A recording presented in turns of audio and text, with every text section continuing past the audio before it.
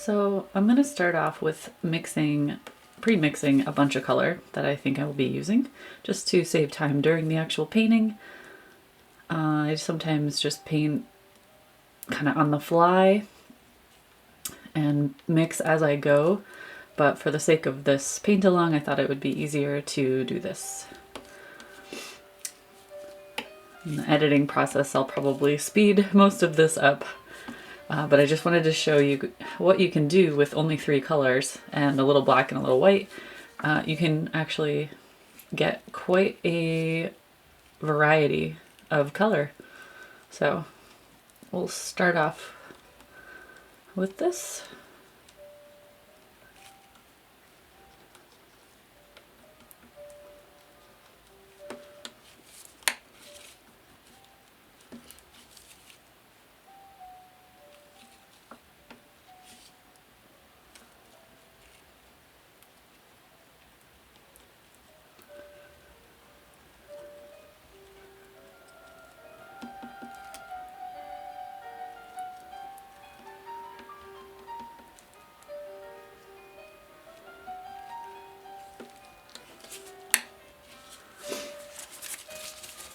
And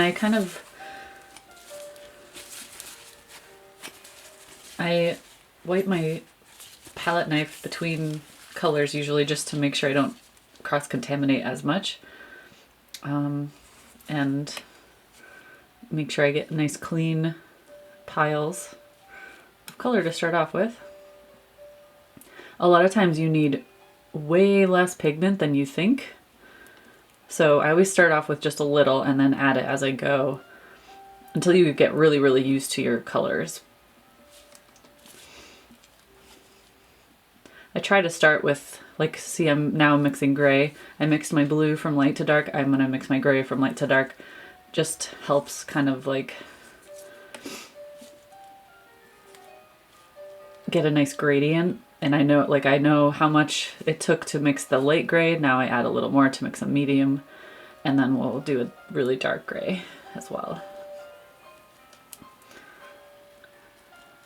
In terms of how much to mix, it's kind of up to you, but I just start off with like a smaller amount until I start painting, and then I sometimes have to mix more of one color, but this just gets me started. I can at least do like one layer on the canvas and not constantly stop. And then in the final layers, when I'm doing like a lot more detail, then I can mix like specialized color based on what's already on the canvas.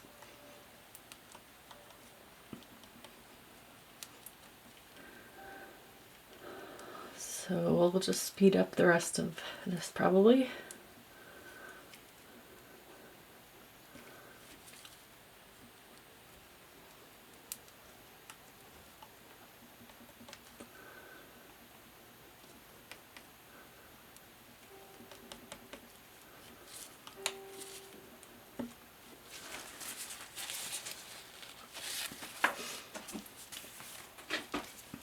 In terms of what colors to mix, I usually just start off looking at my reference photo, or if I'm outside, I'll see what the majority of the scene will be. In this case, it's a lot of blues, greens, browns, grays. There's not really anything too vibrant, like no bright red or yellow, or not even really bright orange. If anything, the sand is a little warm, but we don't have to do too much. But I do have a lot of red and yellow there because I'll be doing lots of variations of brown and green. So start off with like a light pinkish color, and then we'll throw in some yellow to warm it up to more of an orange, and then we'll throw in some blue until we get a nice sandy tone.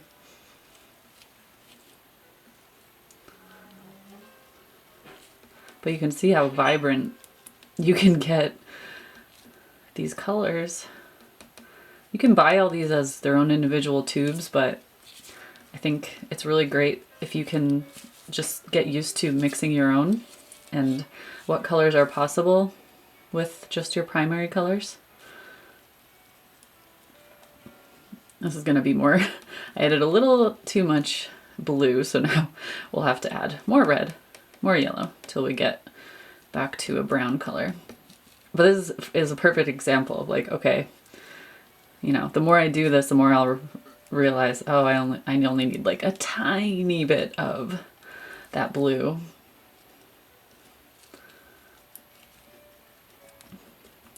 But it just takes time and practice and repetition. The more you do it, eventually you'll just be able to go boom, boom, boom. This is exactly how much I need of each color to make my browns. See, now we're getting a little warmer. So I added way too much blue to this one. So it's a beautiful, like, warm gray color. If you compare this to this is a beautiful warm gray. But we want it to be more of a sandy color. So now we're going back into the red and yellow until we reach that point. It's kind of like, until you do it a million times, it's sort of a guessing game. Until you repeat enough where you're like, oh yeah, I just need a little of this, a little of that. Okay, that's better. That's more like a light putty-ish muddy color.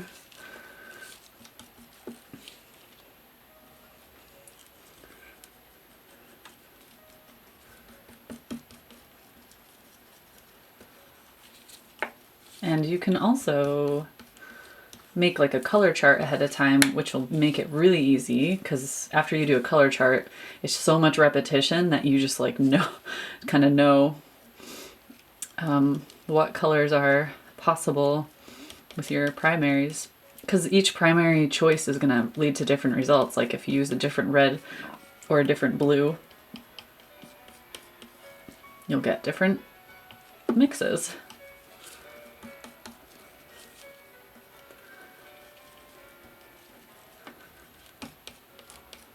All right, this is a pretty good beach tone, like the sandy areas in the beach. And we can like warm it up a little bit as we go if we need to, but at least this will give me like something to start with. And yeah, so we'll go into our greens. Actually, let's do like a darker brown. So we'll take, I mean, my red at this point is like so contaminated, but it's okay.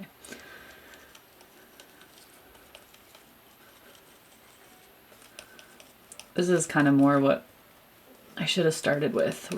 Like, I had a lot of white and a lot of blue in there. Now if I add my blue, we will get a deep brown, which you can't quite see so well on this palette. But if I added like a little white, it'll start to warm or brighten it enough where you can kind of get an idea of the tone. Just like a tiny bit. It's like a purplish brownish tone. And we can add more yellow to get like a richer. It's like such a science mixing these colors. And like I said, it does like depend on, you know, what blue you use will change drastically, change this very drastically. That's like a really earthy brown now. You can kind of see it if I like wipe it on the paper towel. It's like a really, really, it'll be good for the wet sand. And yeah, so greens. And remember, I barely need any blue, just like a tiny bit of blue. And I get very, very vibrant green. It's like a lime green almost. And if we want it to be more of like an olive, dirty green, we can add some red, really quickly neutralize that.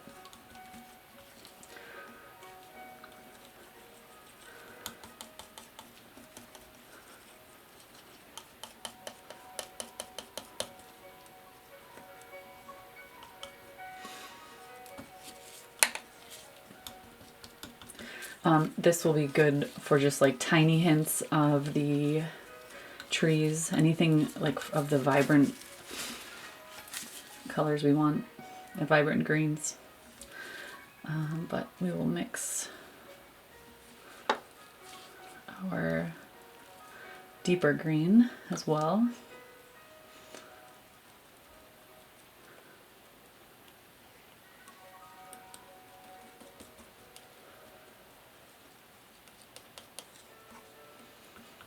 It's like a grass green.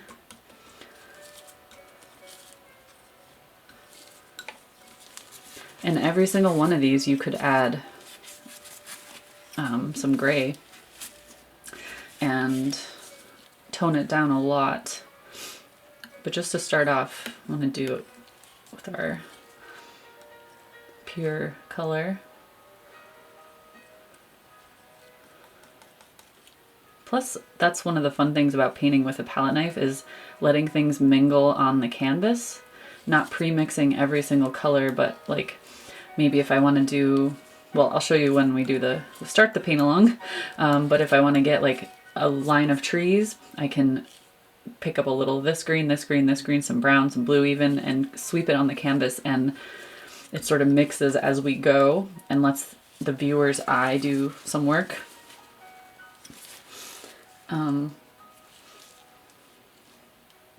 And then we can even get a more, oh, I need more yellow.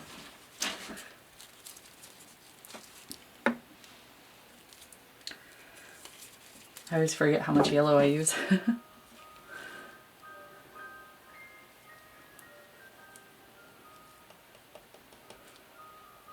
But when you start a painting, if you want to make sure your color, your painting ends up being like very, have like more harmonious colors, using a limited color palette like this pretty much instantly does it for you. And then if you pre-mix your colors, or at least, you know, a majority of them, it gives you a really great idea and sense of the color throughout the painting, rather than like having a whole stack of tubes of color and just like winging it and saying, oh, I need purple, so I'll grab a purple tube, or blue and I'll grab a blue tube. Like, it's really easy to let it kind of get away from you. And it depends on what kind of painter you are, obviously. Depends on if you prefer to be very wild and garish with your colors, or if you prefer to be more subdued and earthy and realistic. So, but you know, in nature, it's really rare to have just the primary colors. Like everything is usually toned down in some way. Flowers are a pretty good exception to that rule, though. But we don't have any flowers in this one, so. Oh yeah, getting distracted. So we'll do. I kind of think this might be good for like some hints of brightness on the sand or trees, but I'm gonna mix probably half of that into a more like a jade color by adding some blue. Just like a teeny amount of blue. It's like a teal.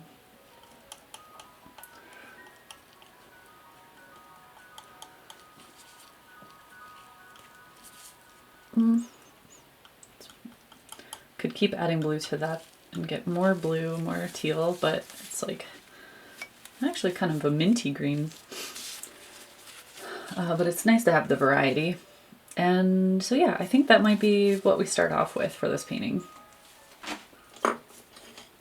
So for this painting, paint along, we're going to do more, you know, expressive landscape, as I called it, and we're going to be using a palette knife, but we're also going to be using a brush. I prefer to use a little of both.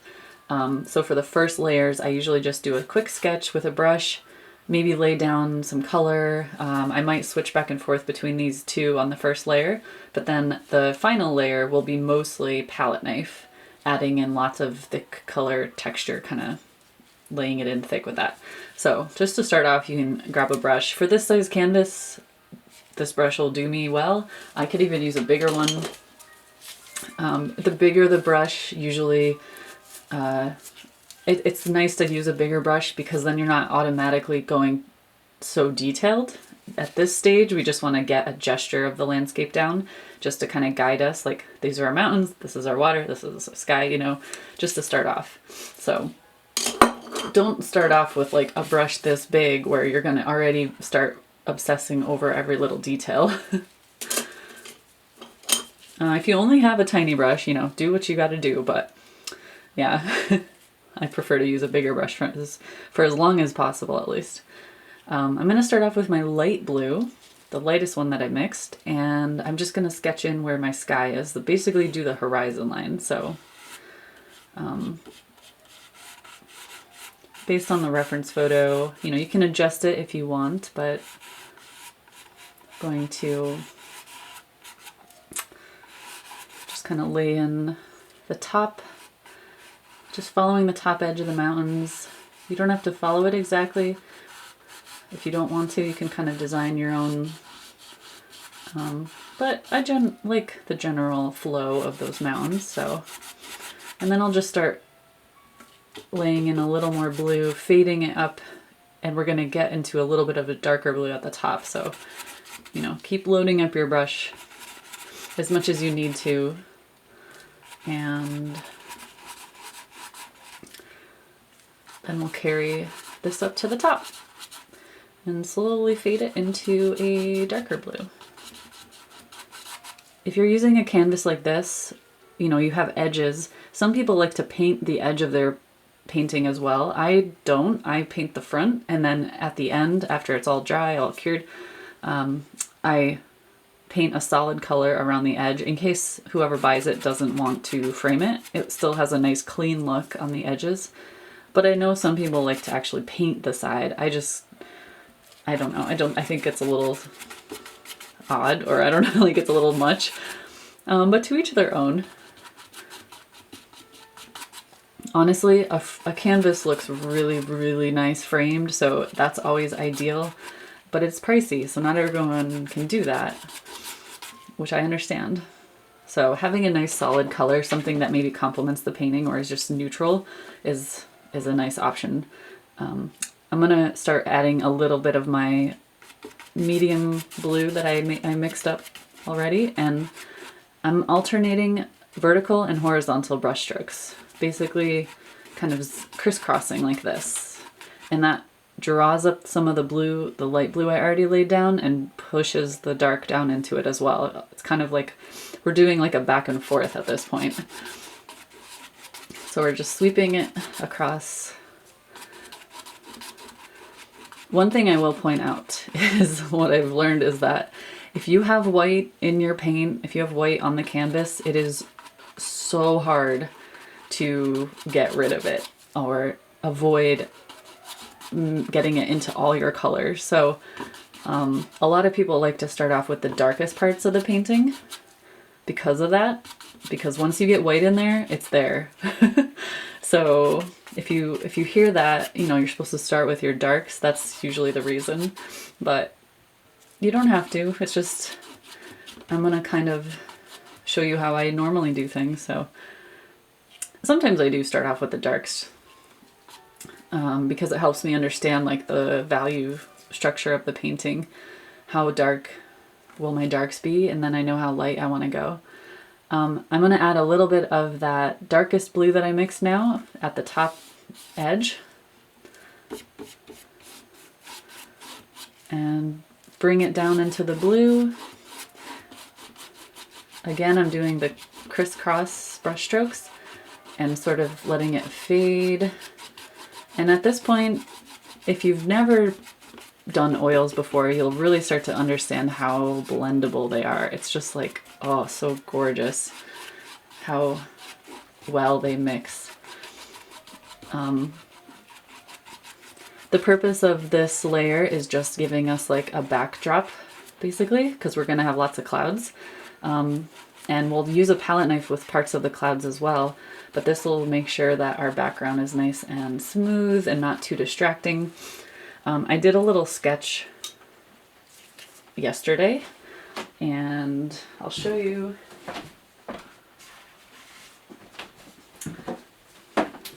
So this is my sketch from yesterday. Should try to hold it up correctly. As you can see, I pretty much only used a palette knife on this. It's wild, it's really sketchy and crazy, and you know, unless you look at it from really far away, it's actually kind of confusing because there's just so much going on. There's like really nowhere for the eye to rest. If you're looking at it from far enough away, it kind of all blends and then it looks kind of cool, but we don't necessarily want that effect.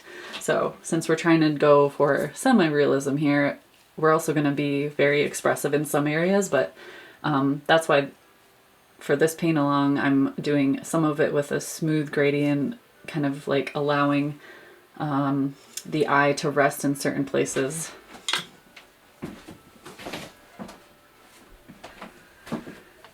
But yeah, I just wanted to show you what is possible if you don't do this.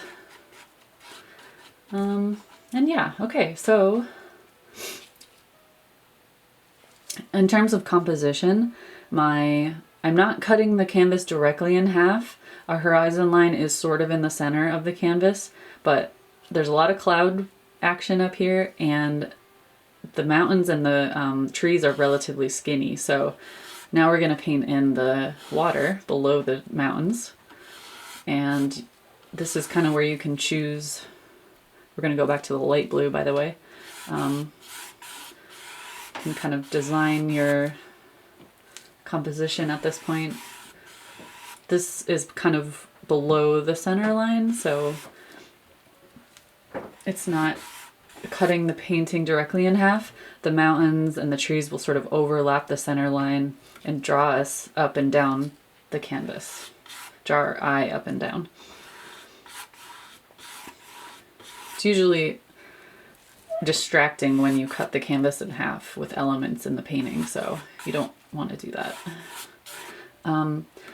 Okay, so when we lay in the water, I'm sticking with my light blue still. I'm going to kind of draw that down, you know, to about here, and ignoring the sandy beachy bit that's kind of right here in the reference photo. We're just going to paint like a solid body of water all the way till, you know, the bottom part of the beach. That way we get a nice clean reflection, and then later on top of that we'll come back in with some white or any kind of disturbance in the water that we want to create. We'll add that in with a palette knife. So we'll do the beach sandy bits with the palette knife and any of the water, the movement of the water. So just focus on, pretend that none of that exists. It's just water. We're painting the reflection right now. So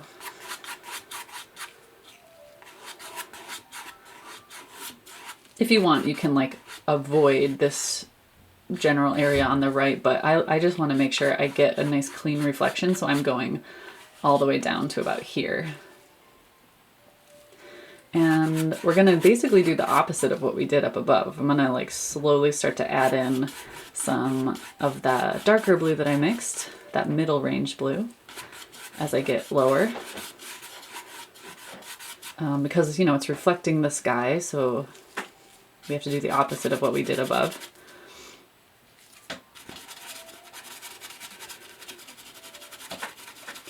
And then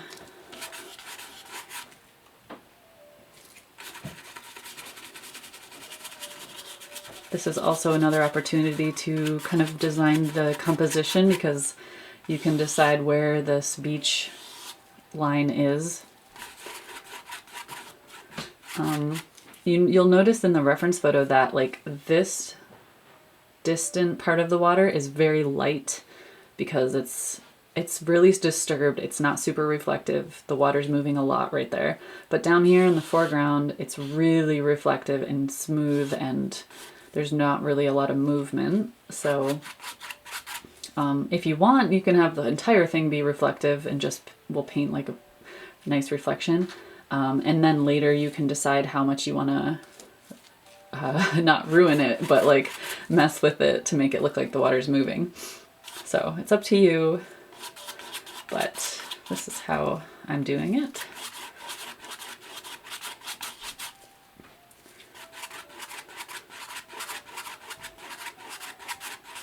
But you can think about it in layers like this. It makes it a little easier.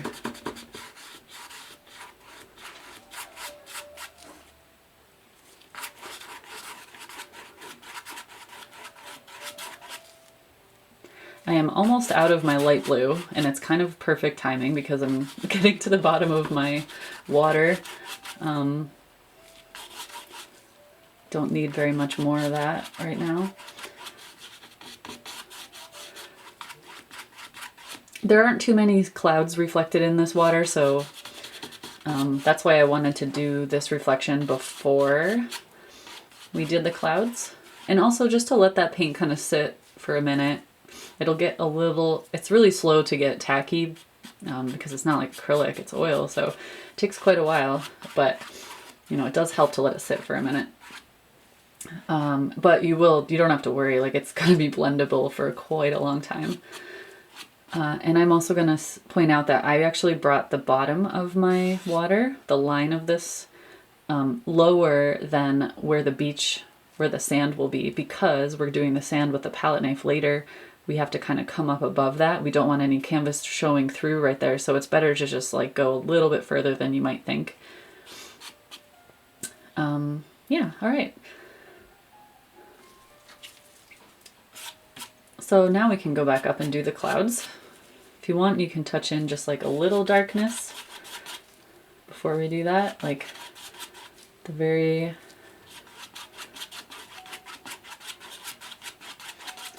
the blue is basically the most vibrant thing in the painting, so that's why I didn't really mix any gray or brown or anything into it. I just left it pretty bright. It's very, it's, despite how cloudy it is, it's a bright blue sky, so we wanted to represent that. All right.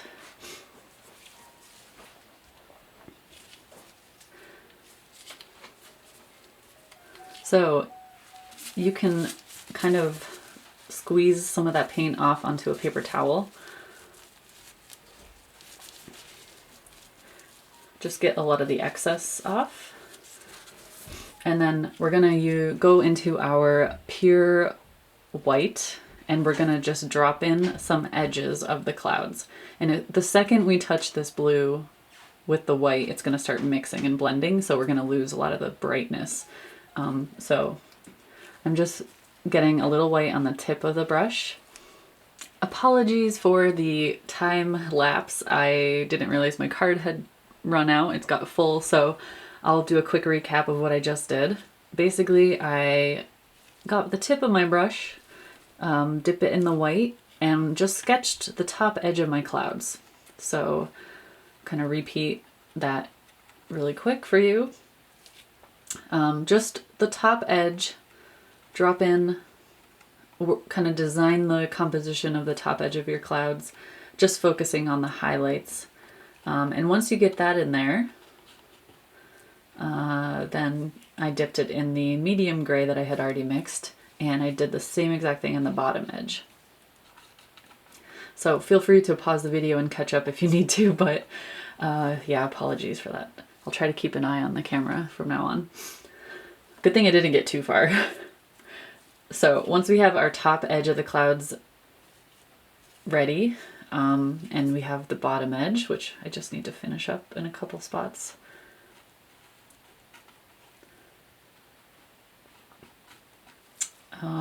Then we can start laying in some thicker paint. But again, this is going to be more of an expressive landscape. We're not going to get overly crazy with details and obsessing over like hyper-realism. That's not what this is about. So just doing this little sketch will help us though, kind of figure out where those clouds are going to be. You can just wing it too. You can grab your palette knife and just throw some paint on there. You could do the whole painting like that, but I'm trying to make it a little bit more approachable for you guys who aren't used to using a palette knife. So, all right.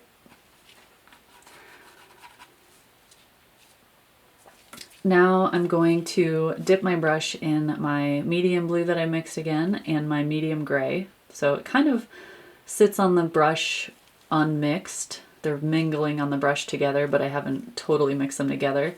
And I'm just gonna start with the darker parts of my clouds, laying in anywhere that I see a lot of shadow.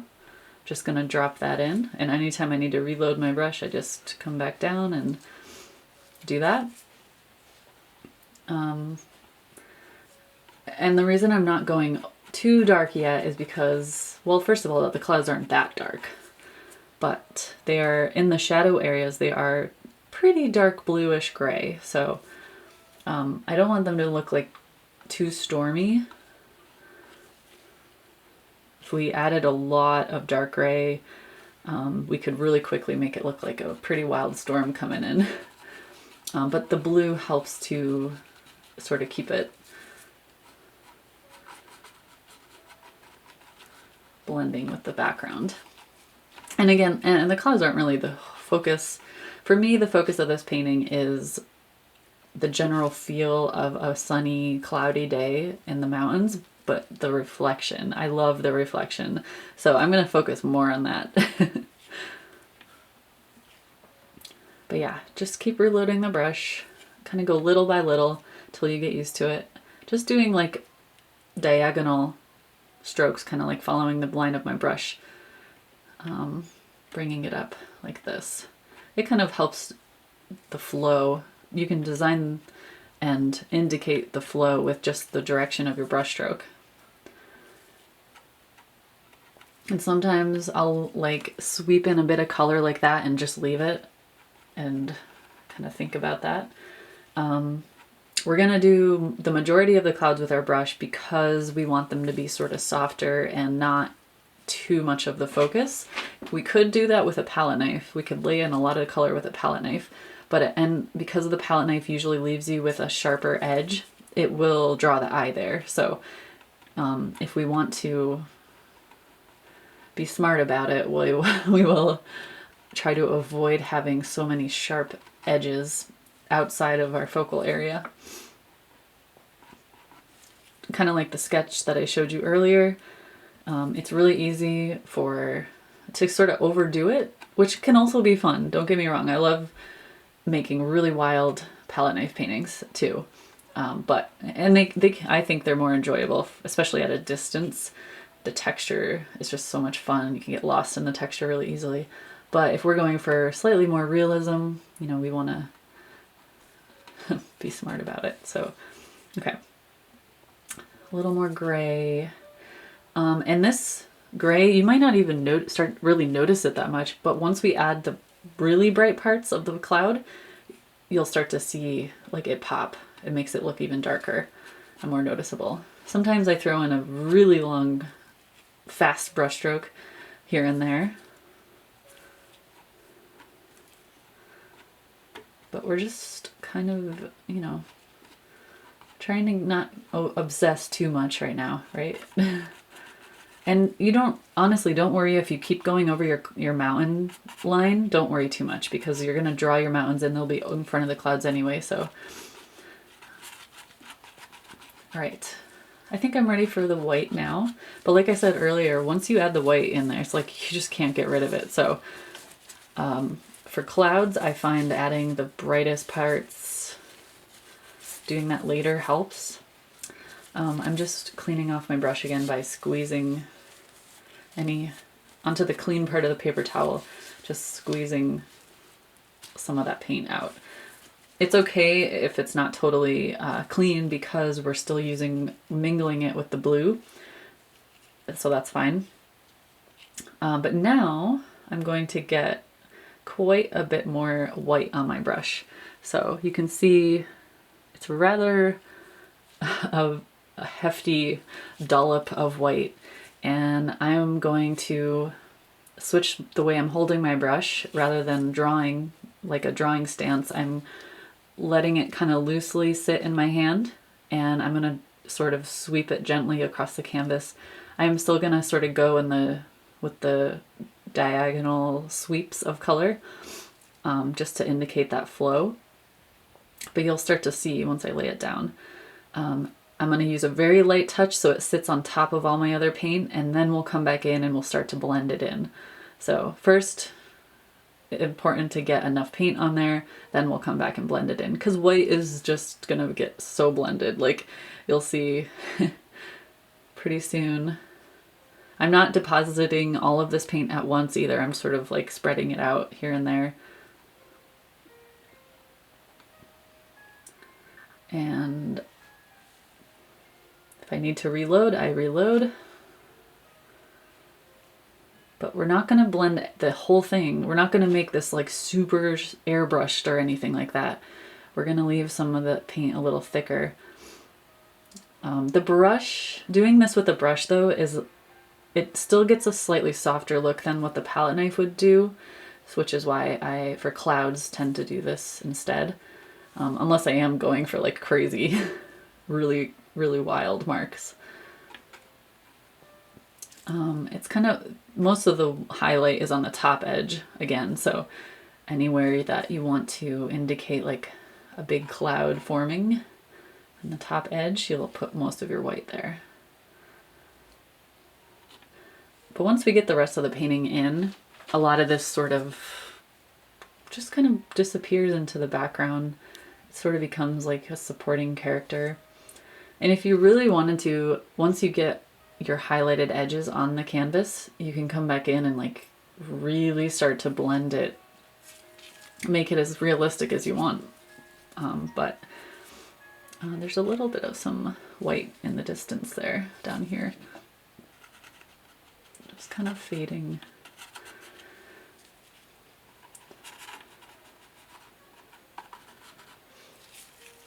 I'll show you an example. So once we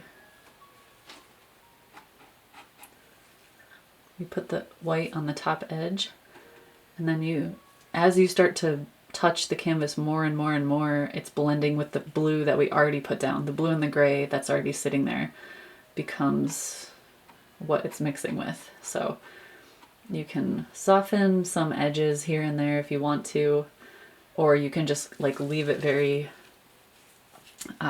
sort of more wild looking. It's up to you.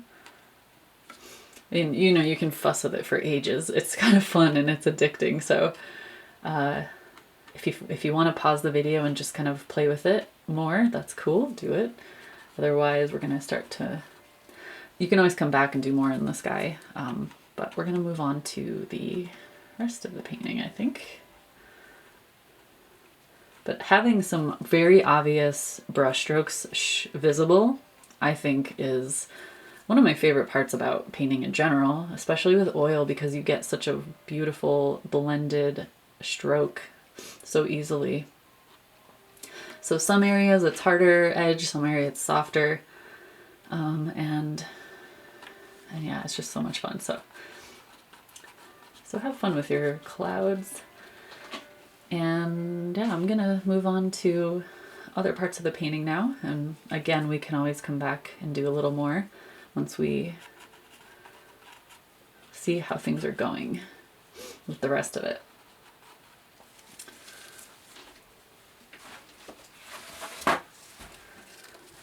I am cleaning my brush off.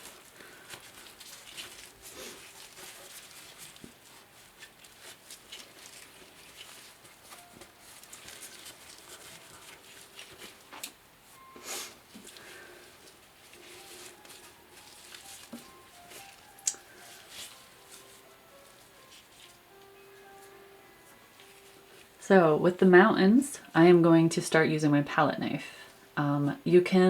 This is sort of where I start to go back and forth between them. I'm going to lay in a hard edge with some darker color just to indicate those mountains in the distance.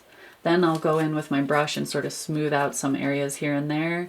I will load up some light color on my palette knife and do the snow, and maybe blend a little bit of that too with the brush. But then as I get closer to the foreground, I'll really start to use my palette knife more and leave it more expressive. So let's start off by grabbing some of our mid-tone gray and mid-tone blue that we mixed earlier. I'm gonna mix it a little bit more on the palette, and then pick it up so it's more blended on my palette knife. Because our mountains in the distance, they're pretty far away. They're a little bit more blue.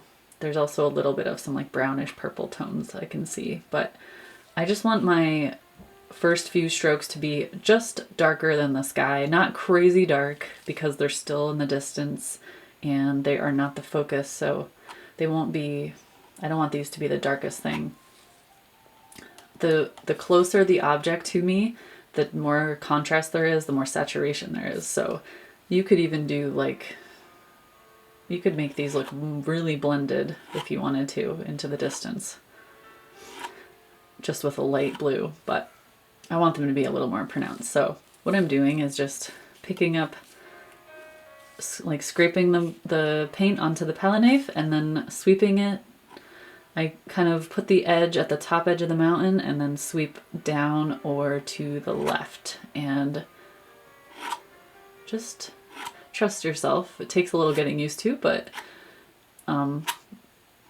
you know, it's oil. Worst case scenario, if you do it and it's like, oh no, messed up, just come back in, scrape it off, wipe a little bit off with your paper towel and start over. So it's like a little, you can relax a little bit.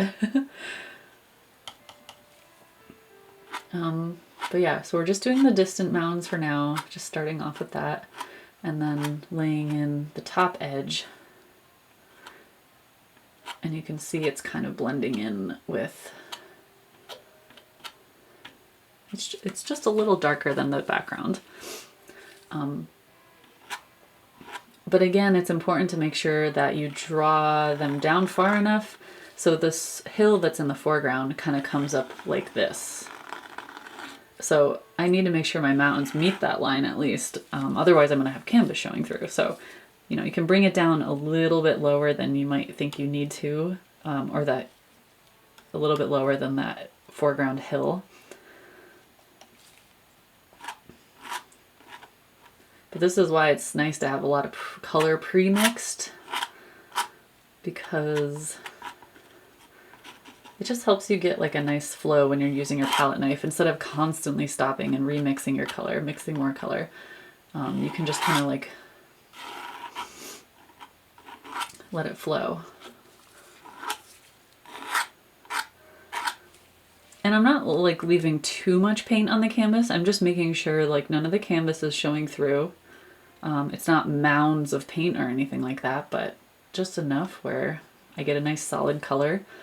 And now that we've laid in like the base color of those distant mountains, we can come back in and do some of that snowy texture and the shadowy bits with a little bit darker. We can use a little bit of our browns, and anything. We can use our brush now if we want and start blending it a little bit, but I'm going to lay in a little bit more with the palette knife first. So I'm going to take the kind of light sandy color that I made and the dark brown color that I made and just scrape a little bit onto the palette knife. As soon as I start messing with it though, it's going to start blending with this color I already laid down. So just remember that you can consider the color we already did either the mid-tone or the shadow, depending on how dark you want your mountains. It's basically, for me, I think going to be my darkest tone. So anything I do now is lightening up the mountains, maybe indicating some sunshine on the mountains, and then the snow will be the final thing. So you can even mix that brown with a little bit of the blue to make sure it's not too overpowering, but it's not really saturated. Overly saturated. It's not like vibrant brown or anything like that. So we'll just lay in a few bits to kind of indicate the mountain edges. Just here and there. It's fun to do this. You're just like designing your own. You can follow the reference photo as much as you want. You know, you can get it exact if you want, but you can also have fun if you just kind of design your own. Like if this was your world, what would it be? And that's pretty much all for the color back there for the added brown. And now I'm going to take my light blue, because this is so dark, the light blue that I put on top of it is gonna look really bright. I don't need to go with pure white. If I do pure white on these mountains, it will probably just look too bright. It'll be a little odd. So I'm using my light blue. I could even use my light gray mixed in a little bit. And I'm just basically going straight at the canvas with the flat part of my palette knife. And I'm just gonna start like dabbing it. And here and there, it's gonna sort of sit on the paint that I already did. And once I get a few dabs of the light color, I can, you know, add a little bit more light gray or light blue, whatever I need. I'm not doing streaks of color. I'm just like letting it stick to the canvas and then pull it off a little bit. And by doing that, you get like little pockets of color, little pockets of brightness. And then I can sort of slide it, just barely touching the paint. I can slide it down and indicate like the way that the snow is falling on, kind of like flowing down the mountain. So here and there, you can just sort of touch the edge. At this point, if you like do too much or you're like, oh no, it's not how I want it, you can scrape it off. You don't have to worry. You have lots of time. You can come back in and sort of scrape the edge, design it however you need. I personally think that is like the fun part about oils. You have so much freedom of time. Acrylics dry so fast, you know.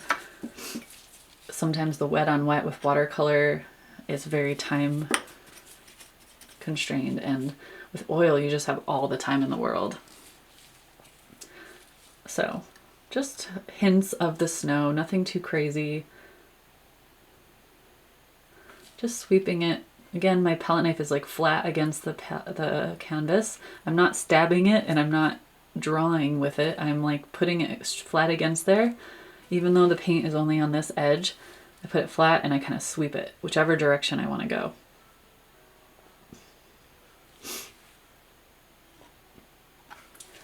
I'm going to leave this mountain in the distance by its, you know, on its own, not really, I just want it to kind of fade off. I don't want to put any snow on that one. You can kind of see a little lightness showing through, but that's okay. And now that we've done that, we can do this foreground hill that kind of comes up here and dips down. And with that one, it's a little bit more brown, a little bit darker. There's like a little more contrast there.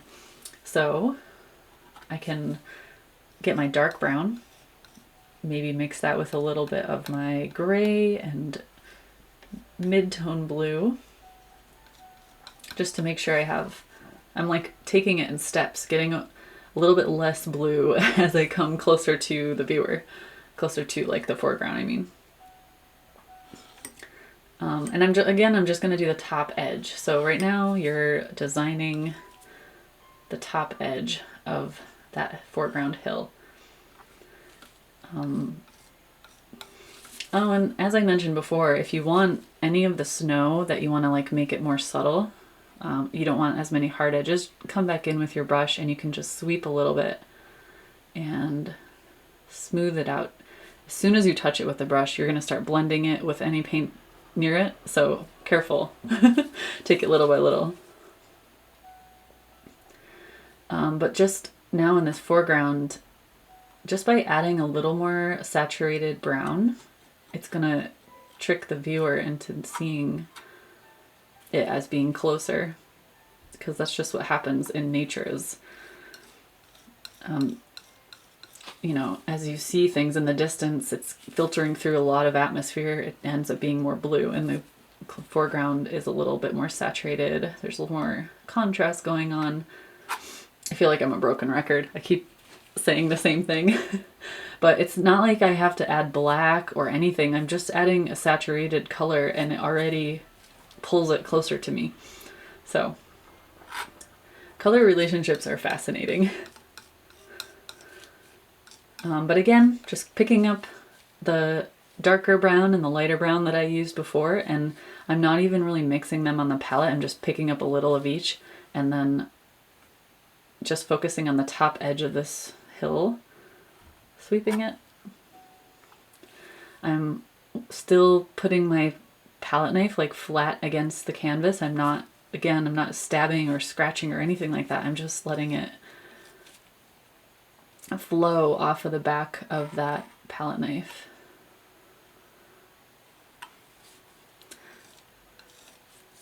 Using very light pressure. If you use a lot of pressure, you're going to start mixing it with a lot of the background stuff or scraping away something you already did.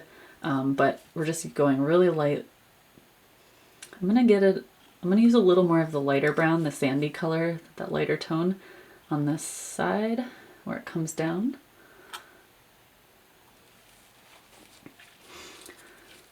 And then once we start bringing this down, you can kind of, we're going to go a little bit below this water because we don't want any canvas showing through. We don't want to stop right there because then some canvas will show through. So we're just going to go for the bottom edge of that line.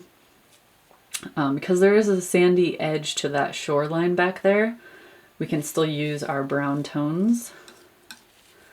We'll just keep laying it in as we get lower and lower. But then we're going to come back in with our greens and we're going to sweep in some heavier green layers to indicate those groupings of trees.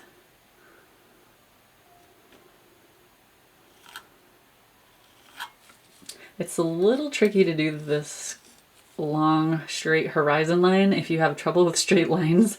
I've seen people like use rulers across their painting, and then you might get like marks, so you might have to blend the marks away later, but do whatever you need to do to get as straight as you can across there.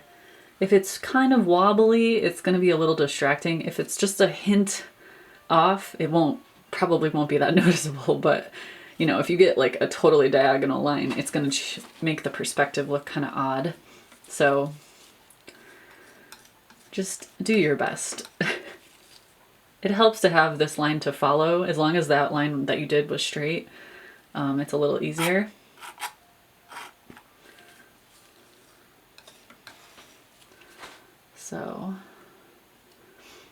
So any of you guys who are painting along, I would love to see your final paintings. If you want to send me a photo of them, you can either like tweet it to me or put it on Instagram and tag me, or email it to me, sarahburnstudio@gmail.com. If I get enough, I can make a collage of everyone's paintings, and because that's what I usually do for my paint-alongs when we are doing this live together. But unfortunately, my computer decided to have a blue screen of death this weekend while I tried to do the live paint-along. That was fun. Sorry about that. So I'm recording this on my Canon, my nice camera, and hopefully my computer will be able to handle a little video editing. Because I think the main problem is somehow with my streaming software and the cameras. So anyways, once you get this hill kind of filled in, the trees are covering almost this whole area and then right here. So I'm not going to really bother filling that in with just brown because it's basically a waste. But I do need to do this shoreline in the front. So that's what I'm going to focus on now. And rather than, like, this whole time I've been loading the left side of my palette knife and drawing it down, now I'm going to load the right side of my palette knife and pull it up and draw like that. So just switching sides basically, just to make it easier. Because I want the bottom edge to be like the most crisp.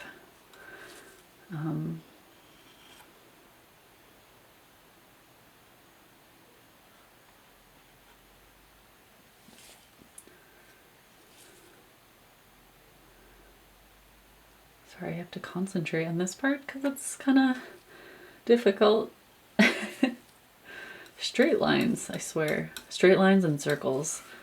Try to draw a perfect circle. It's so hard.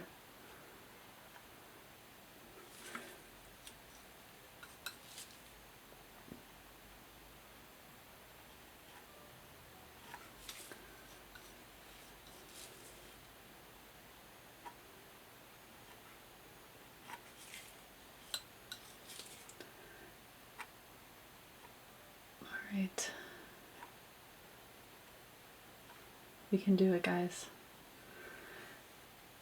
By drawing it like this, like little by little, it also helps give it like a varied look, and then you can sweep your canvas left to right and smooth it out a little bit.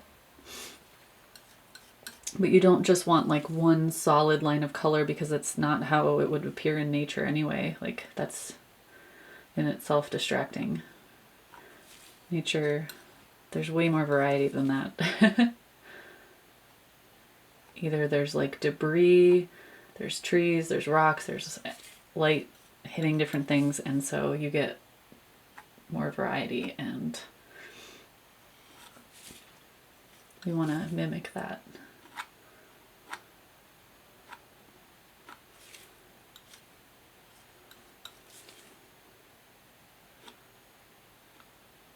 This is like the most tedious part. You could do this with a brush if you really wanted to, but I honestly love how, when I use my palette knife, how the paint mingles side by side sometimes. It doesn't get as blended, because I don't want things to just all look blended. If everything is blended, there's nothing interesting. There's nothing for your eye to focus on. So having this combination of like the soft gradients and the hard edges with the palette knife is what it's all about. For this style of painting anyway. If you're going for like more hyper-realism, you do end up blending way more. It would be interesting to try to paint something hyper-realistic with a palette knife. One thing you can do if you do find yourself struggling with that line, once you get as straight as you can, as much of that paint down, if you have to, you can take your brush and like anywhere that, you know, be very careful when you do this, but like right here on the edge, I went down a little too far with the brown. So I'll just take my brush and I'll go. All right, we did it, guys.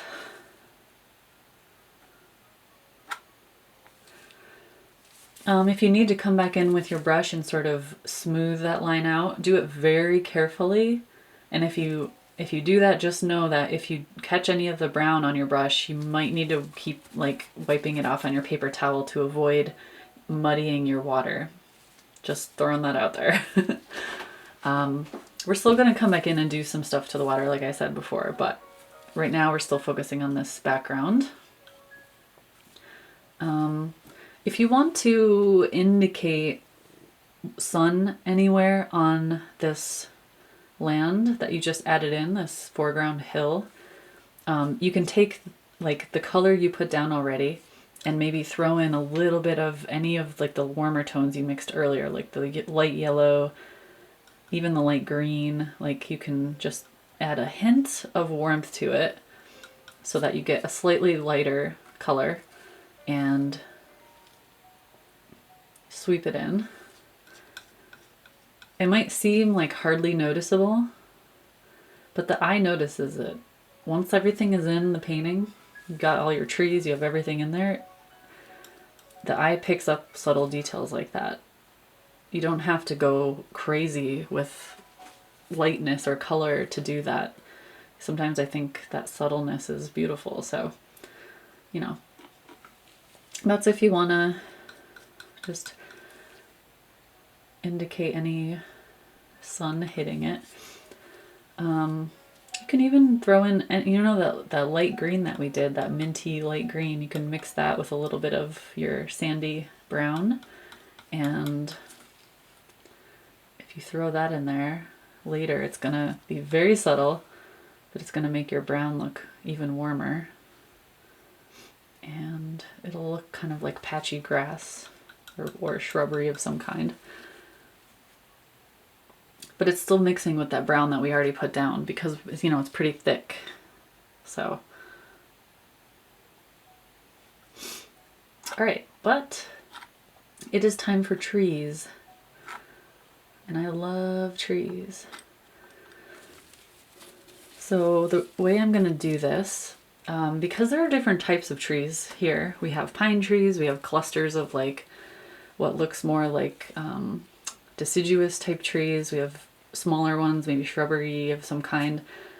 So not everything is going to look the same. Too much repetition will look less realistic anyway, so we want to avoid that. So I'm going to do like a cluster of more like, I don't know, I guess I would call them fluffier tree tops right about here, maybe a little bit over here. And then this whole shoreline in the front, we're kind of lining, not the whole thing, but most of it, we're going to line with the pine trees. There is also a cluster of pine trees up here on the edge of the top edge of that hill. So we can throw in a hint of that. And what I'm going to do with my distant trees is that I'm going to mix, I'll take my dark green that I already mixed and a little bit of my dark brown, and I'll kind of mix those two together and get like a really dirty dark green. You could even mix like a hint of your dark blue, because again, the further things are in the distance, they tend to be a little more blue, a little less, not so warm. And yeah, so kind of a dark, dirty green, but it's still pretty in my opinion. And I'm just gonna kind of dab some horizontal lines, just really subtle. And the more I do it, the more it starts picking up color underneath, so I want to be careful that I don't do too much. And then, this might be really tricky, it's tricky for me, I'm going to just get some of the light brown on my brush, and I'm going to do some, it's only on like the tip of my palette knife, sorry I didn't mean brush, I said palette knife, and I'm going to touch in some vertical. You could scrape it if you want. This is the trickiest part, I think, doing this kind of thing. Just indicating some vertical elements, and later it's going to end up looking more like a tree trunks going up and down. You know, it's such a small scale, you probably don't need to go crazy there. It's so subtle, it's just a hint of trees in the distance, but you know, once everything comes together, you do notice little things like that. So, but yeah, and then same idea over here, just dropping in a little green. But now, because I said I wanted to have like, you know, I call them fluffier trees, not the pine trees, but the other types that are back here, I'm going to lay in little blotches of color. And then with my brush, I'm going to come back in, blend a couple spots, but leave some spots harder edges. So it's going to be a back and forth with the trees. So I'll take my, you know, dark and light green, sort of lay it on the edge of my palette knife, and drop in little chunks. Here and there, it's going to start blending in with the brown I already put down, which is okay, because they're so far away, you know, they're not. Warm it up a little with some of that like olive. Get you guys a little closer for a second.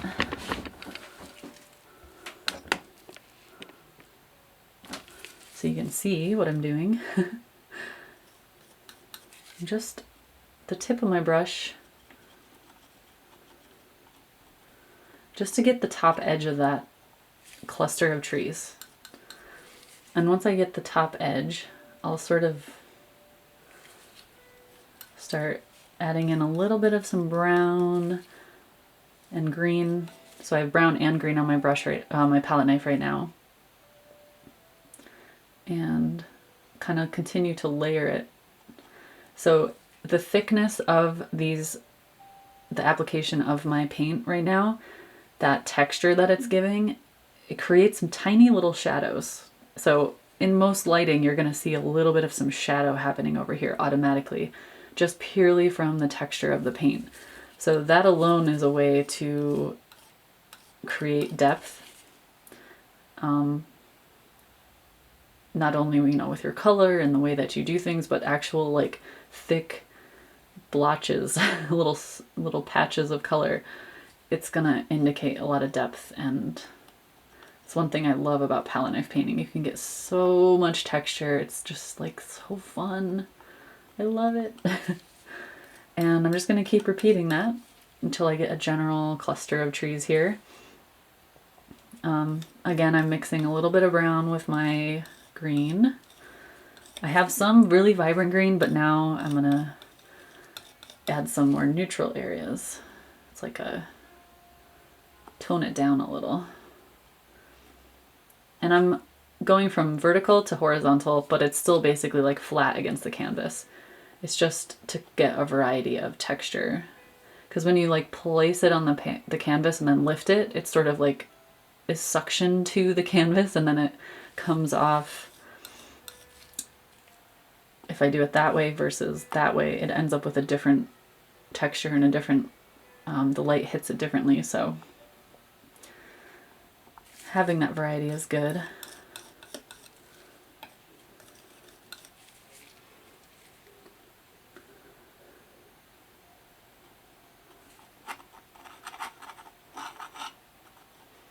The tops of my pine trees are going to be about here, so I just need to go till about this point with these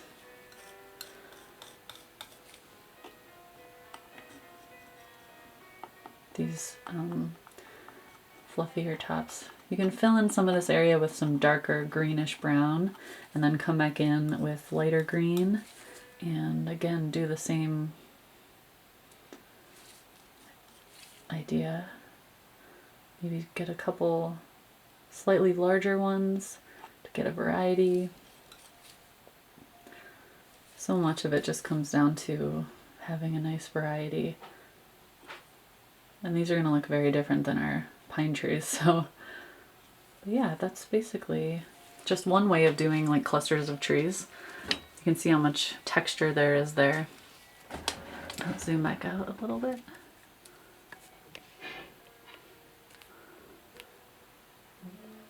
Make sure it's in focus. Sorry guys. That should be good. Okay, I think I need to mix a little bit more dark green, so I'll quickly do that. Because the pine trees are rather dark. They're like a dark bluish tint almost.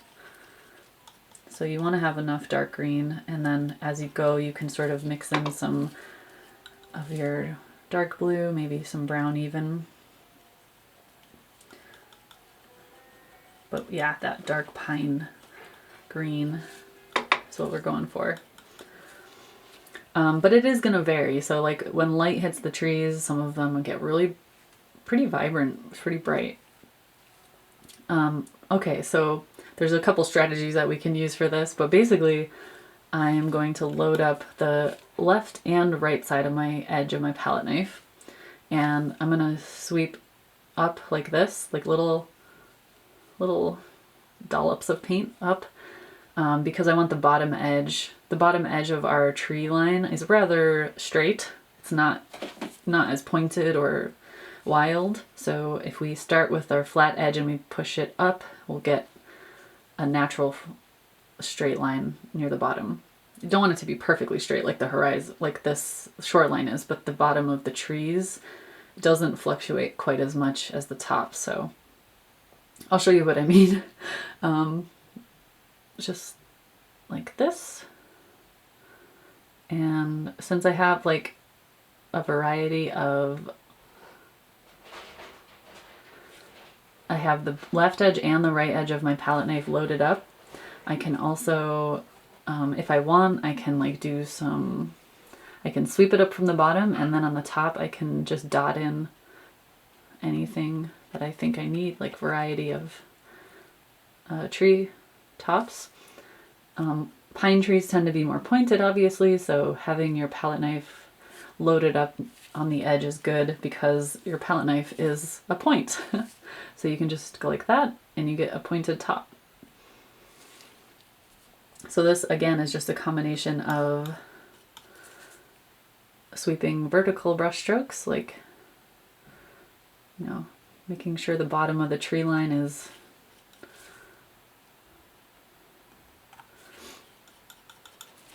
kind of wobbly, but I'm not going to the bottom of the brown. You want some of that brown showing through because that's the sort of beach shoreline. So it's a combination of doing that, and then the tops of our trees sort of pointed like that. But it helps to load up the left and right side so that the tip is at least full of paint. And be careful at this stage because if your palette knife is longer, it's a little harder to do such a short. You could use a brush if you don't have a small palette knife to do this, but mine is just small enough where I'm not worried about like dragging it down into the water. You know, if you have a giant palette knife like that, doing little touches of paint is going to be way harder. So I understand if you need to use a brush instead.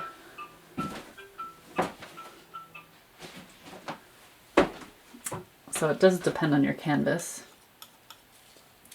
And you might find holding your palette knife differently than I am is better for you. Some people probably would hate the way I'm doing it and they can't get it to work the way they need to, so they'll hold it totally different. But I'm just letting you know what I do that works for me. All right, so here and there I'm going to throw in some lighter green and I'm going to keep it kind of varied, but for the most part, we're sticking with that pine green.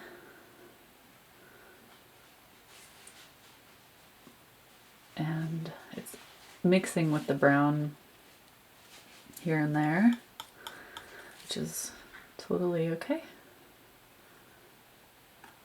And the cool thing is, once we get a lot of this filled in, we can come back with our brush and smooth things out, but we can also use our palette knife again, little trick to do like the tree trunks. Why did I space on that word? To do the tree trunks, we can just draw like that. We're basically scratching. And then we can lay in more paint and scratch more and like lay in more paint and keep doing that. And the more we do that, the more variety we get.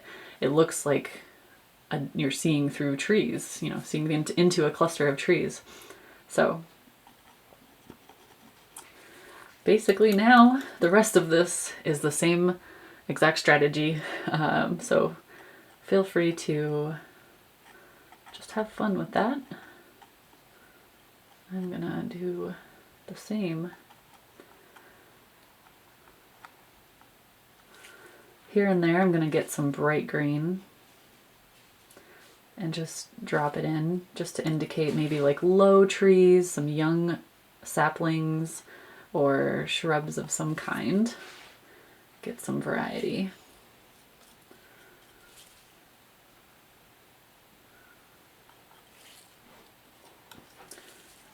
And I think by now you will have noticed that since we're laying in so much green, by laying in this green, we actually made our brown look even more red. It's more saturated, but that's pretty much because there is some red in the brown, and green and red are complementary.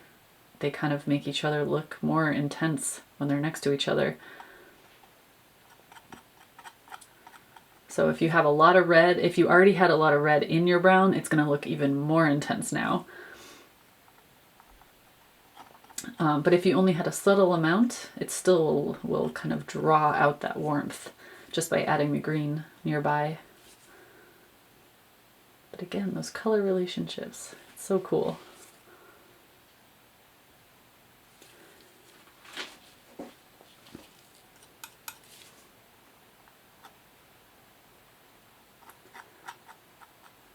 And you can do the same idea, like if you want to add more trees in the distance, or, you know, feel free to just run with it and see what, have fun creating your own little landscape, your own world.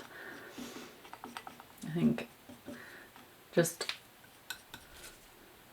if you're very new to palette knife, I think it's easy to get addicted.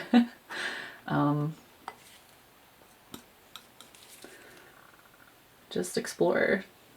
Just try different things. I need to mix more dark green again. I tend to...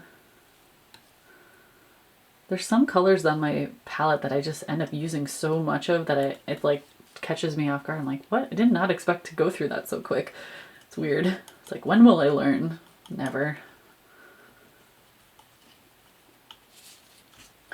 Right, got some more dark green. Now I can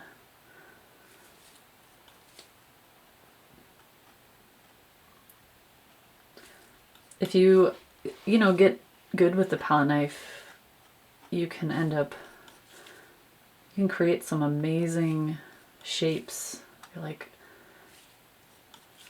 you can get very skilled with laying it on depending on the amount of paint on your palette knife and the angle, and you might end up surprising yourself like with how realistic you can make certain things just from a sweep of the palette knife. Here I'm doing taller pine trees, so instead of like dotting the paint like this, I'm like loading up the end of my palette knife, a lot of paint on there, and sweeping it and like kind of lifting it off the canvas as I get to the point.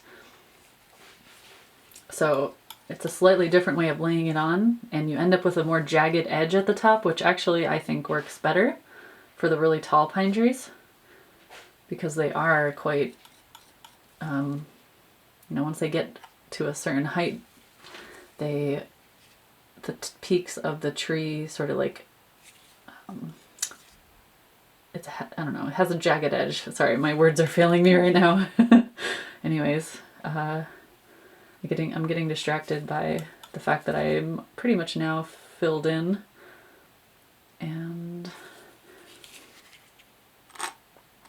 again, you can come back in a few spots, add a scratch or two, and then once you do that, you can even like cover just by like tapping over that scratch. It'll look like there are branches in front of it here and there. And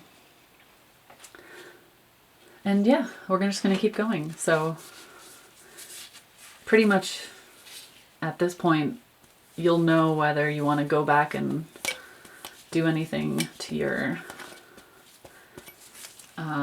background. You can say, oh, it's a little too boring, or it's too much. You can dull it down by like using your brush and smoothing things out, or you can add more texture with your palette knife or something. But we're just going to move on for the sake of the paint along and start doing the reflection, which in my opinion is like so much fun. It's the fun part. And it's going to be a combination of brushwork and palette knife. So the strategy that I use for most reflections with water or acrylic, actually, is anything that's reflected. So for instance, the mountains, the trees, whatever, vertical. Think about it as a vertical brushstroke that you're sweeping down. So anything solid that is reflecting in the water is gonna be vertical. Then water disturbance, like a wave or something floating in the water or a ripple or anything like that, is horizontal. And in doing that, you can even just scratch horizontally, or you can put like white or this color of the sky, whatever's, if you look at the reference photo, the water back here is very bright. It's kind of white. It's kind of covering the reflection. So we'll add white to our palette knife and sweep it horizontally across. It'll sort of blend in with this, and we can also take our brush and like blend it anywhere we want. But before we do that, we need to lay in the vertical elements, which is the reflection. So we will start off using the same exact colors we used up here, and laying in sweeps of color. So you can see in the reflection, the tops of those trees are visible in the reflection. They don't go the reflection doesn't like go all the way down to the beach in the foreground. There's like, you see the edge of those trees. So we need to just be a little careful when we do this. So be brave. We're gonna start about here, because this is kind of where that sandy bit is, which will be last as well. We'll do that at the end, so we can ignore that for now. But we'll start about here and we'll start laying in color. See, I already dropped some in. And we'll start laying it in vertically. Not all the way down to the bottom, but kind of like this. So kind of sweep, like press it in, sweep it down, and lift your palette knife forward. So the ends of it will be kind of like jagged, we should say. And we're gonna do a mixture of the brown and the green like this. But since this is an expressive landscape, we aren't going to obsess over the detail. We are going to let the oil speak for itself. Same way I would if I was doing watercolor. Oh, and so I have a little bit of some bright olivey type green up here, so I'm using a little bit of that in the reflection underneath it. I won't use that over here because there isn't any of that in the trees. If you added bright green over here, do that in the reflection as well. But if not, just, you know, try to just mimic what you did above. However, you know, we're doing a very different type of brush stroke. So basically just have fun, because this is a really, really fun part, I think. I mean, if you're having trouble, don't worry. If you're new to palette knife, it does take a little getting used to, like the control, knowing when to like lift versus press, just takes a little getting used to. But you can always do another painting. You can do it again. Just since a lot of this is on the left side is actually light and there's like a lot of water movement, I don't need to take my darkness all the way over to the left, just a little bit here and there, like that. And the top edge I'm not worrying about yet. I'm just focusing on making sure the bottom edge stays kind of jagged. And you can even come back in and you can do a little smaller streaks. If you have something, if you have like a tall tree here, you kind of want to have that be a tall tree down here too. So sort of mimic it if you can. But the eye is gonna do a lot of work for you after at this point. Like once you get to this point, it's like obvious that it's an impression of a landscape. The eye isn't going to be like, oh, why doesn't that look like a tree? It's going to be like, wow, those clusters of trees is reflected in the water, you know? So we're already beyond that point. So just have fun with it and play with different textures and line.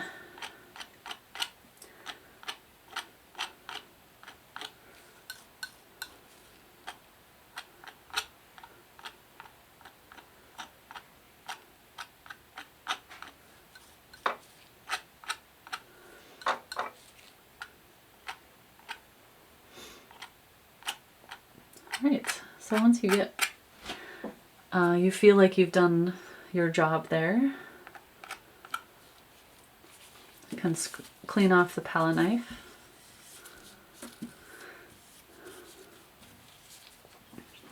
And we're gonna do all of the surface disturbance, I guess I call it, you know, any of the waves, the ripples, anything like that, we're gonna do that next.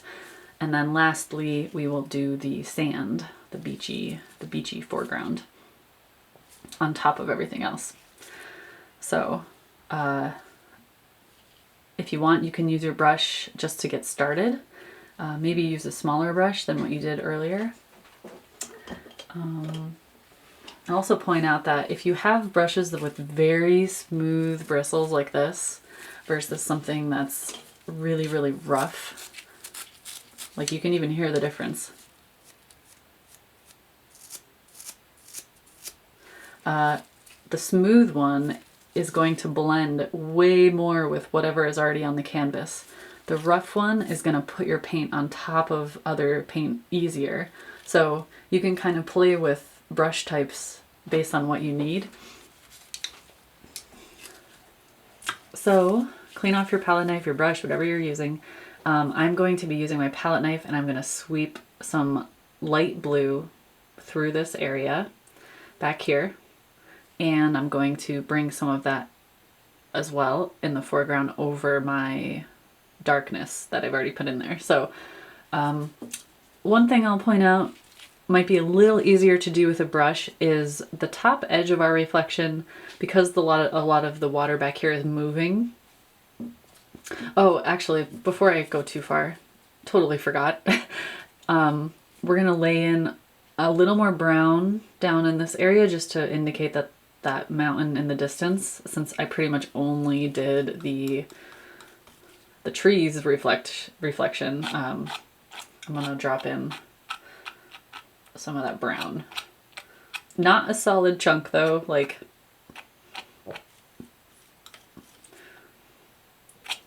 once you lay in a little bit here and there,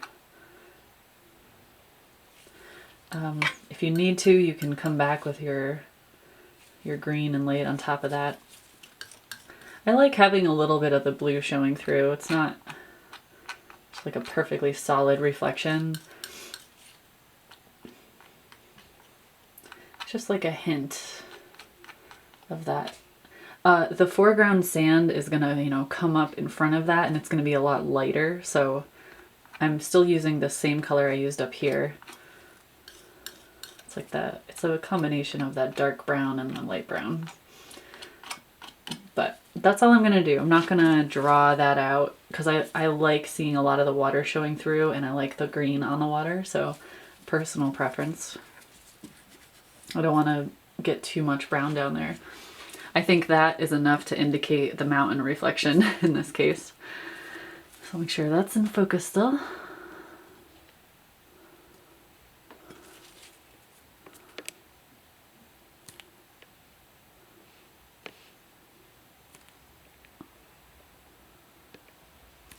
Okay.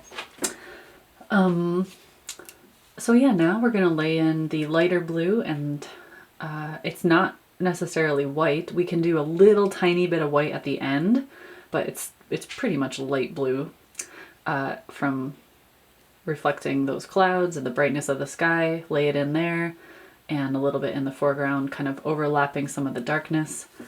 But it's a little easier to blend this top edge with a brush. So we used our light blue in this background, this water. So I'm going to pick up some light blue on my brush, and I'm going to still using any water disturbance. As I mentioned, I use horizontal strokes, so I'm not going to do any more vertical strokes. Everything I do now is horizontal.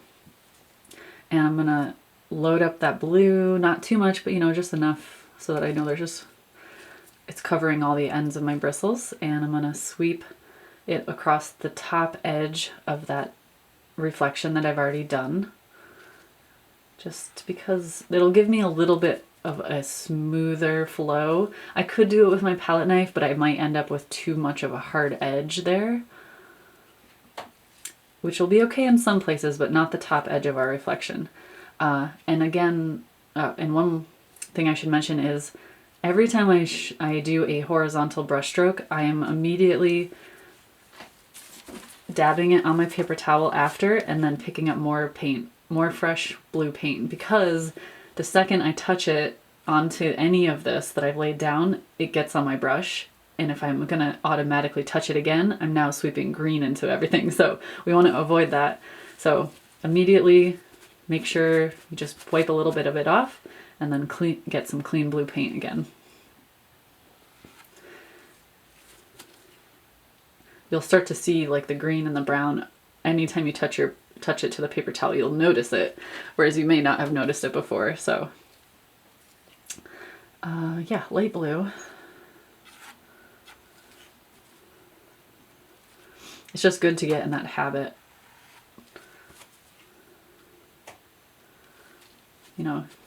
You might have to actually like squeeze it off the edge of your bristles and then touch it into the clean paint again, but it just depends on how much paint you're using,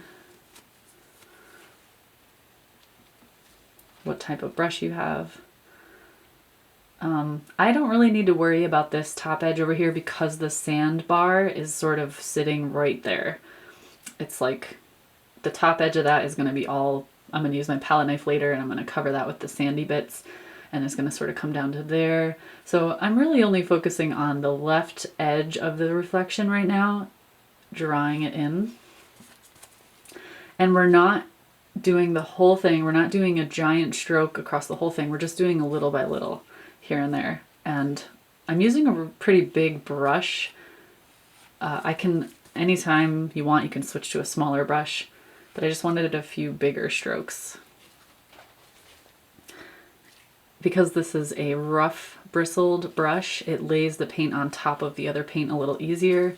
I have smaller versions that I can use as well, but just to make sure the painting stays kind of expressive, I try to use as big a brush as possible for as long as possible so I don't get too tied up in like minute detail because it's so easy to do that.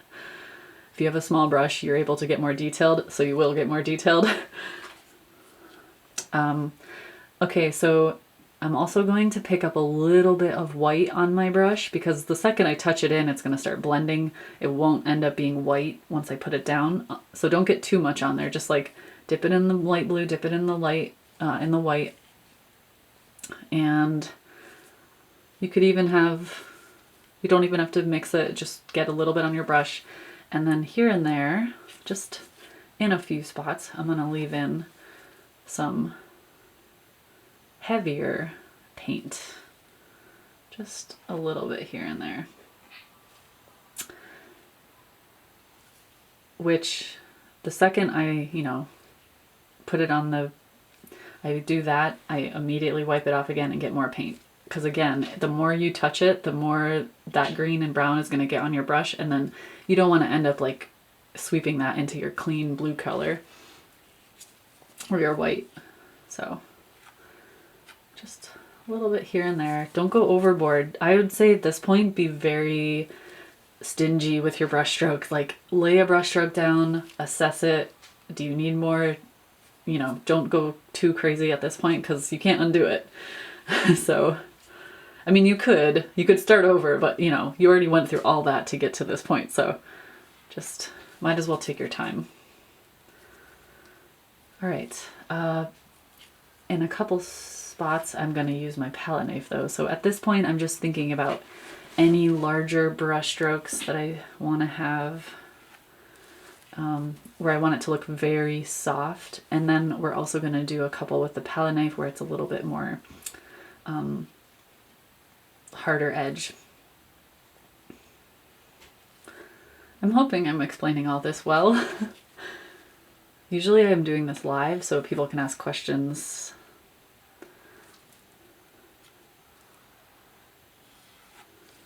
And just like tell me if I'm going too fast or too slow.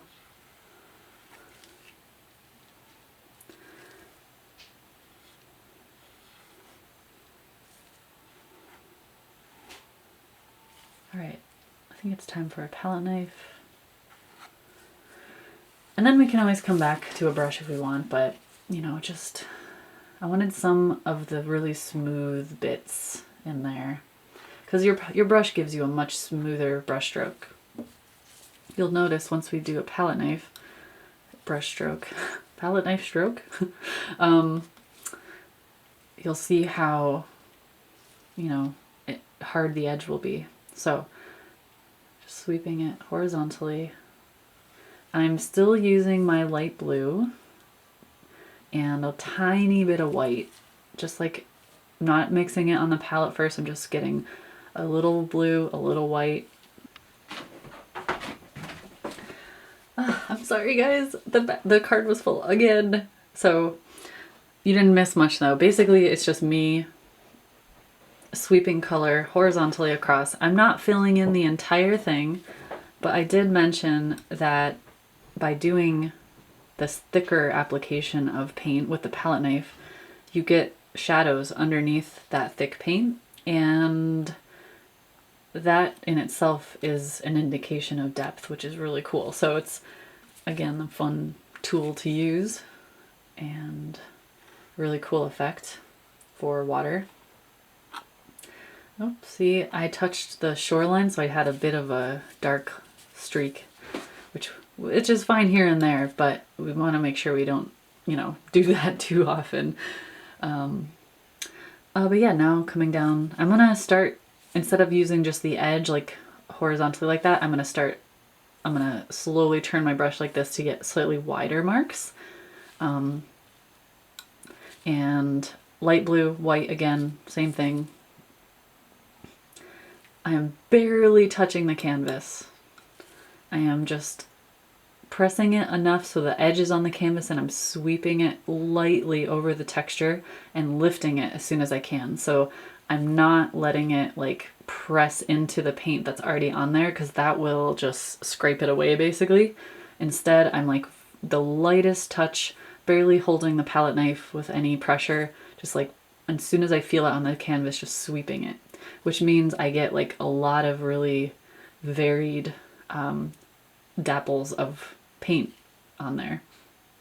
So just a couple spots here and there.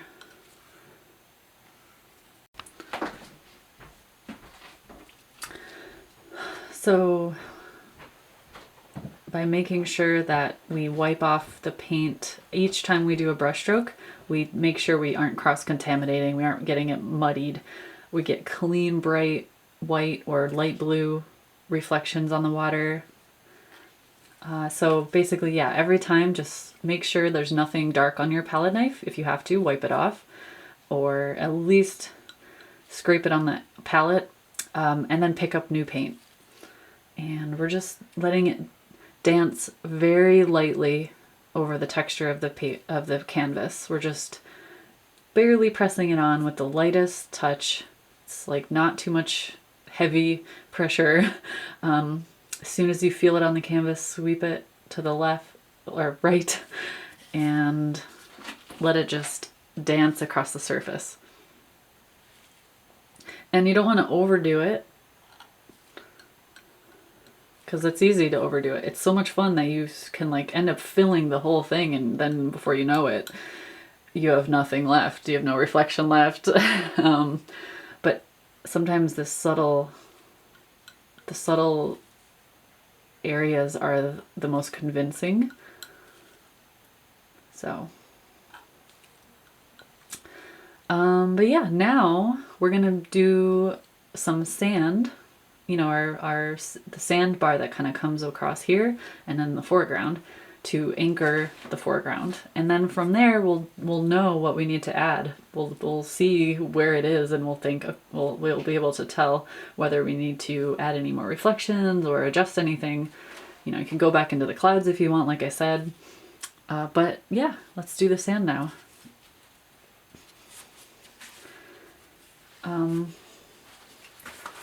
A paper towel. Since I still have a ton of my light sandy brown color left over, I don't really need to mix more. If you want, you can pause it and mix more. But basically, what I would say is any of this light brown you see back here, you want it to be at least that light and at least that vibrant. Because we're in the foreground now, we want it to be the most saturated. So I'm gonna add like a little more a little more red to mine to make it even more intense. And when I say a little, I mean like hardly any. So it isn't gonna be like red sand or anything, but it will look rather red compared to the green, because again, it's complementary. It's complement of that. And I might even add a little yellow to like just lighten it. But from there, it'll be similar to what we did before with the shoreline. We'll just do easy horizontal strokes. If you need to, kind of like lay little sections in at a time. But basically, just be careful you aren't scraping away anything you have already down. You're doing the same thing you did with the reflection, the white spatter of color. You're gonna just like touch it very lightly and drag it across, and keep reloading your palette knife until you get your solid sand. Because if you scrape it and you start to notice the green is mixing with it, which will happen, it's fine. You'll just need to like stop for a moment, clean your palette knife, get more paint, and do it again. So you'll see once I start. Because the sand here is relatively solid, there's a few areas where the reflection and the water and the sky shows through, but for the most part it's, you know, a solid chunk of sand. Now I will say this gets hard when you're at the bottom of your painting and you have a long handle. Sometimes it helps to raise it up. If you have the ability to raise your canvas, that's the perfect time to do it. Because you want to be able to have a vertical, the same way you did with the sky, with the mountains, you want to be able to have your palette knife straight like that. Because when you get your paint on the edge of the palette knife and you want to scrape a wide amount of it across, you can't really do that when it's like this. So just pointing that out. I've been lazy and I've tried to do it like that, and I always either end up not getting the right type of stroke, or the bottom of my palette knife scrapes through all my wet paint on the palette, and I just make a huge mess.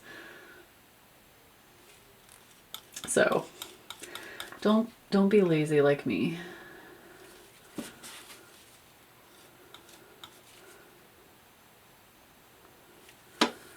So as you can see, every brush stroke I'm either cleaning my palette knife off or I'm getting more paint. And I'm doing a pretty thick layer on top. This is so much texture. I think this is like the most fun part when you are getting this like thick, the paint this thick.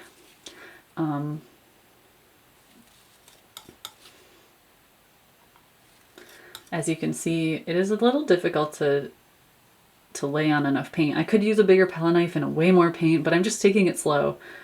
Because again, there are some places where the reflection and the sky shows through, and I love that, so I don't want to accidentally like get rid of that across the whole thing. So I'm okay with taking my time. If you're impatient, I can understand if you want to like get a big palette knife and just scrape across. Go for it. But I like having smaller smear of color, because you can see like how sometimes it picks up some of the dark brown and the green, and it kind of like travels through the whole stroke that I put down. Also, having a smaller knife, it's a little easier to get like small streaks, which, I mean, you can do, but if you have a big palette knife and you have a lot of paint on there, you'll end up with a big line.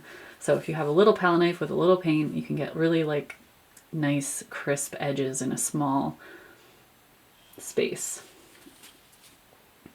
This definitely takes a little like some proper getting used to, because you're putting wet paint over wet paint. You're going to get a lot of mixing. But the more you do it, the more you kind of figure out what strokes work, how much pressure you need.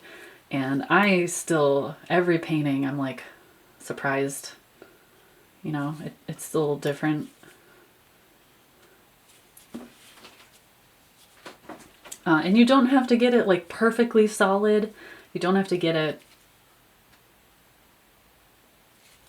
I mean, what is perfect anyway, right? As long as you achieve the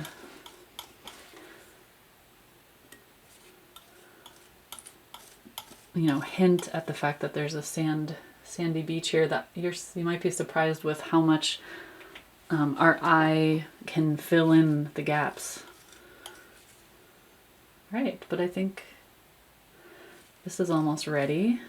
You know, I'm not going across the whole thing. I'm just going like a little bit past the center line because I don't want to stop right at the center line. Don't want to cut my canvas in half like that. It bothers me. So just a little bit past there, and then we can come back in on top of that later. Once we'll do the rest, we'll do the sand in the front, but then we can add a little bit of some highlights wherever we think we need it, you know, once we get to that point. But first, let's finish the foreground.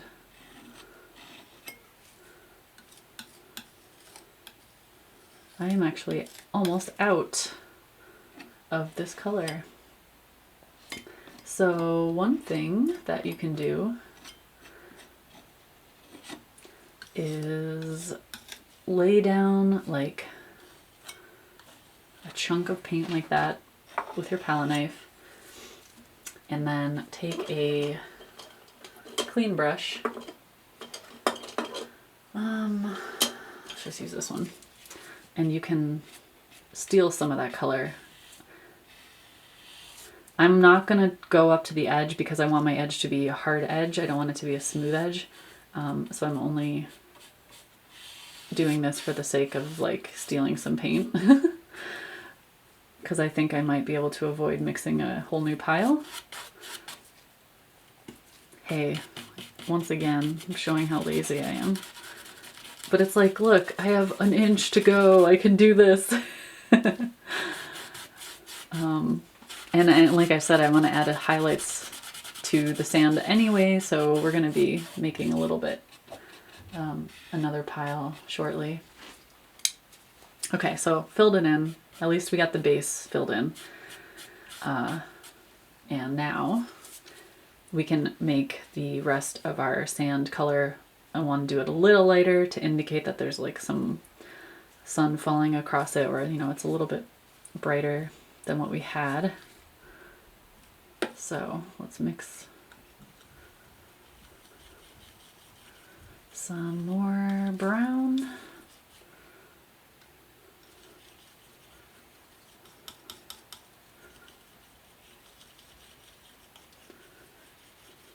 Same way we did before.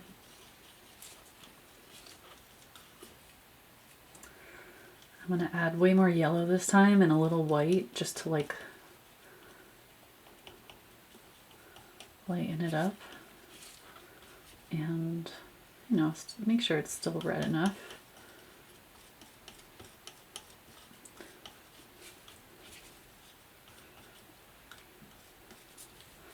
And once we have that mixed, we can do the same idea, kind of dragging it over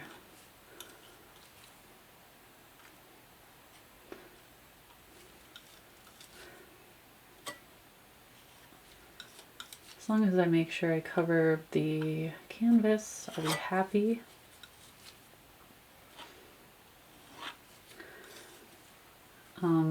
And at this point you can tell like, oh, I need to add more lightness. I'm gonna get a little lighter or make it a little darker, depending on what you think your scene needs. But I just want to make sure I get like a nice thick amount of paint right on the where the water meets the sand. I don't want it to be too blended anywhere. The water isn't like, it's not an ocean shore where the water is like coming and going, which usually you get softer edges. The water is sitting at the edge of the sand. It has a pretty hard edge the whole way. So that's why we're doing that. But let's get some maybe warm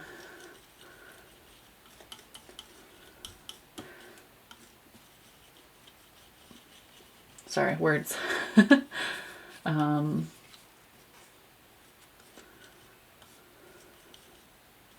Mix some light brown.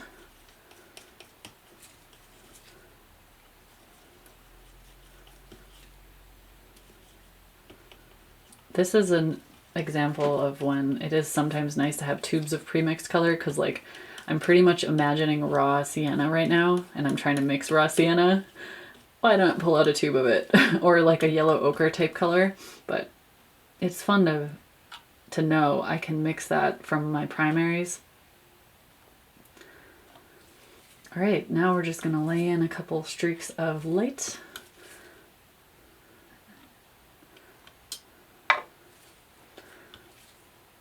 I'm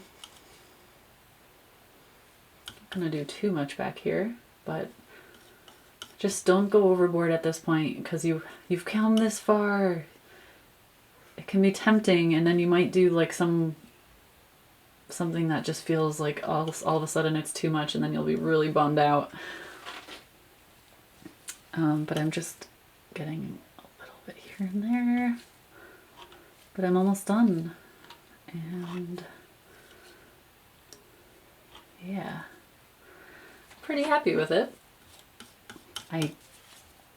I know I could go back in and I can do like way more detail, but for the sake of this topic of creating expressive landscapes with a palette knife, I just, I think this does the trick. So you guys can definitely keep going. And again, no matter when you do it, I would love to see your results if you want to send it to me. It's so much fun to see everybody, each person's style. And let me know in the comments if you think that it was actually helpful. I can, I usually do these live on my Twitch channel once a month, and then I record it and I upload it for my Patreons. But like I said, this time my computer crashed and couldn't do it live, so I promised I would at least make this recording for them, put it on YouTube, which means pretty much now everyone can do it. So even if you've never come to my Twitch channel, you've never seen any of my past paint-alongs, I'd love to see your results and hear from you. So yeah, thank you guys for joining me today. Hopefully I'll see you again soon.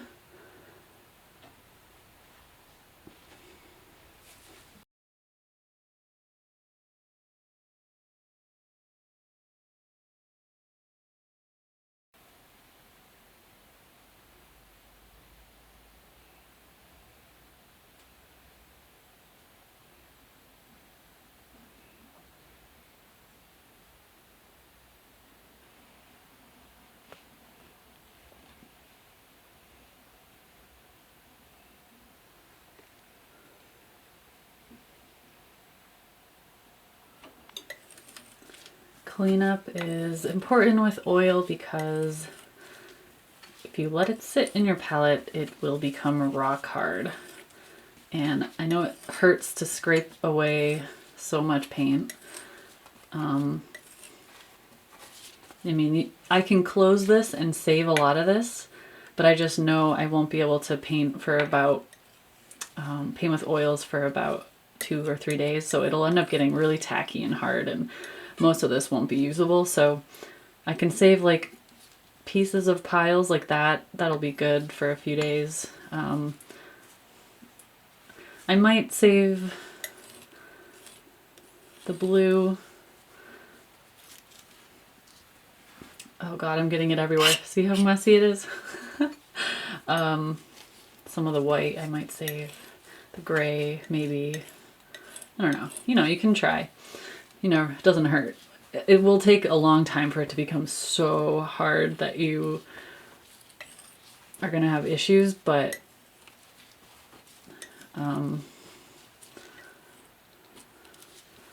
even after a few days, it does start to set up a little bit.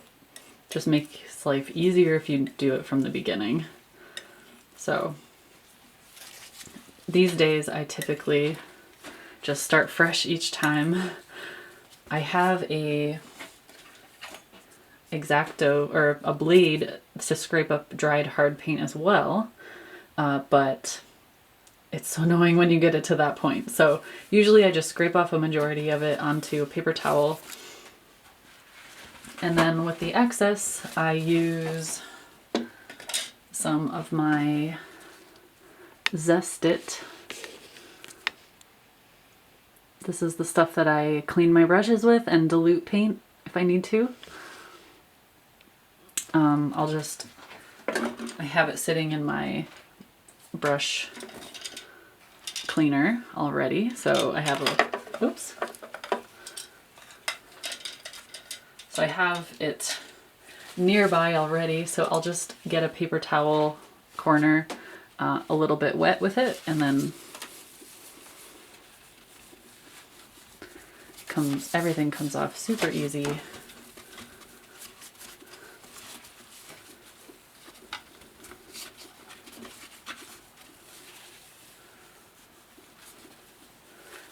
And that'll be fine. I'll just like close my push-on box and I'll leave it till I get a chance to paint again. And if I need to scrape the rest off, I need to scrape the rest off. No big deal. But at least now I won't have a giant amount to clean up if it all hardens. Sometimes I'll think I can paint tomorrow and then I won't be able to paint for like a week, and then I have a huge mess to deal with and it's so annoying. So yeah, I just learned my lesson. I usually use gloves because of this, because it gets so messy. But